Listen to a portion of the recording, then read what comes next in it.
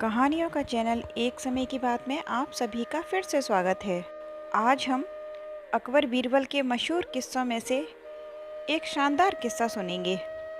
एक दिन अकबर को विचार आया कि यदि सभी सैनिकों के लिए लोहे के धागे से बने जिरह बख्तर पहनने को दिए जाएं, तो युद्ध में सैनिक अधिक सुरक्षित रहेंगे। बख्तर बनाने वाले कारीगर के लिए पूरे राज्य में मुनादी करा दी गई। इस मुनादी को सुनकर एक लोहार बादशाह के पास आया और उसने कहा कि वह जिरह बख्तर बनाना जानता है, मगर बहुत गरीब है, इसलिए यदि उसे जिरह बख्तर बनाने का सामान मिल जाए तो वह बहुत अच्छे जिरह बख्तर बना सकेगा। अकबर ने अनुमति दे दी। कारीगर पूरे मनोयोग से जुट गया। 2-3 दिनों की मेहनत के बाद जिरह बख्तर बनकर तैयार हो गया। वह जिरह बख्तर दिखाने के लिए बादशाह के पास पहुंचा। अकबर ने जिरह बख्तर अपने कक्ष में सज्जा के रूप में खड़ी कांसे की एक प्रतिमा को पहना दिया। जिरह बख्तर वाकई बहुत सुंदर बना था। अचानक अकबर के मन में विचार आया कि सुंदर तो है, मगर यह मजबूत है या नहीं, यह भी तो देखना चाहिए। अकबर ने म्यान से अपनी तलवार निकाली और एक भरपूर वार कांसे की प्रतिमा पर कर दिया। छन्न की आवाज़ के साथ जिरह बख्तर प्रहार के स्थान पर कट गया। अकबर ने कारीगर को कटा जिरह बख्तर दिखाते हुए कहा, कारीगर, तुमने जो जिरह बख्तर बनाया है वह खूबसूरत तो है, लेकिन मजबूत नहीं है। देखा ना तुमने कि यह तलवार का एक वार भी सहन नहीं कर पाया। हमें तो ऐसा जिरह बख्तर चाहिए जो तलवार के प्रहार से सैनिकों की रक्षा करे, उन्हें घाव न लगने दे। जाओ, नया जिरह बख्तर बनाकर दिखाओ। बेचारा कारीगर कभी कांसे की मूर्ति को पहनाए गए जिरह बख्तर को देखता तो कभी बादशाह की तलवार को। वह निराश कदमों से अपना जिरह बख्तर लिए अकबर के पास से लौटने लगा। जिस समय लोहार अकबर के पास से निराश लौट रहा था, उस समय बीरबल भी किसी काम से अकबर से मिलने जा रहा था। उसने लोहार से रोककर कहा, क्या बात है भाई, इतने निराश क्यों दिख रही हो? कारीगर बोला, हुजूर, मैं एक लोहार हूँ।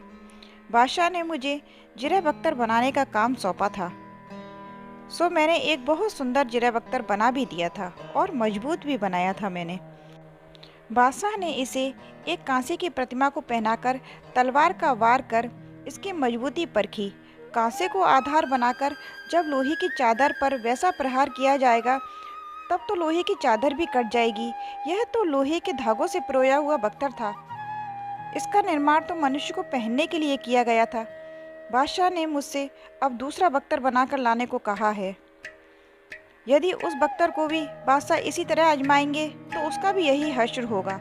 इसलिए मैं चिंतित हूँ कि मैं किस झंझट में पड़ गया। बीरबल लोहार की सारी बात समझ गए। बीरबल ने लोहार से कहा, आप चिंता मत करो, तुम जाकर दूसरा बख्तर तैयार करो, और जब बादशाह उसे कांसे की प्रतिमा को आजमाने लगे तब उनसे कहना, तुम स्वयं इसे पहनकर खड़े होगे, और तब बादशाह प्रहार करने लगे तो तुम चीख कर इसका प्रतिरोध करना, तुम्हारी समस्या हल हो जाएगी। लोहार को बीरबल की बातें सुनकर थोड़ी तसल्ली हुई। 2-3 दिनों बाद लोहार दूसरा बख्तर तैयार करके बादशाह के सामने ले आया। अकबर अब फिर से उस बख्तर को कांसे की प्रतिमा को पहनाने लगे। तभी लोहार ने टोका, ढांपना, आप मुझे इसे पहनने दें, क्योंकि युद्ध भूमि में इसे कोई सैनिक ही तो पहनेगा। अकबर को लोहार की बात तर्क संगत लगी। अकबर ने जैसे ही तलवार उठाई, लोहार ने चीख कर कहा, खबरदार। आवाज़ से बादशाह का ध्यान बट गया और उसके प्रहार में वैसी ताकत भी नहीं रही। तलवार जिरह बख्तर से टकरा गई और सिर्फ छन्न की एक आवाज़ हुई। अकबर ने लोहार पर क्रोध करके पूछा, तुमने मुझे क्यों धमकाया? जहाँपना, आप मुझ पर प्रहार करने जा रहे थे। सैनिक पर प्रहार होगा तो वह भी तो उसका विरोध भी करेगा ही ना। ऐसा सोचकर ही मैंने आपको चेतावनी दी थी। मेरी दूसरी कोई मंशा नहीं थी। मगर अकबर का क्रोध शांत नहीं हुआ और उन्होंने लोहार को कारागार में डाल दिया। बेचारा लोहार गिड़गिड़ाता रह गया। दूसरे दिन बीरबल को दरबार में पेशी के दौरान सारी बात मालूम हुई। वह लोहार को साथ लेकर अकबर के कक्ष में पहुंचे। अकबर लोहार को देखकर बिगड़ गए और बीरबल से कहने लगे, तुम इस नामुराद को क्यों साथ लेकर आए हो? बीरबल ने कहा, जहाँपना, इसने खबरदार कह के युद्ध भूमि के प्रकृति के अनुरूप ही आचरण किया था, वह भी इसलिए कि जिरह अख्तर की जांच अधिक स्वाभाविक तरीके से हो जाए। इसकी मजबूती पे इसे कोई संदेह नहीं था। यदि इसे कोई संदेह होता तो क्या वह अख्तर ये खुद पहनता और तलवार का प्रहार झेलने के लिए खुद आगे आता? बीरबल ने अकबर को समझाने की कोशिश की। अकबर ने महसूस किया कि बीरबल की बातों में सच्चाई है। उसने लोहार की तरफ देखा। भय से सहमा हुआ लोहे का यह कारीगर अपनी कला का नायाब नमूना पेश करने के बाद भी उनके सामने एक अपराधी की तरह खड़ा था। अकबर के मन में विचार आया कि जरूरत तो इस बात की है कि इस कारीगर की कला और लोग भी सीखें, लेकिन ऐसी कला जो पुरस्कृत नहीं, दंडित करवाती हो, तो ऐसी कला कौन सीखेगा?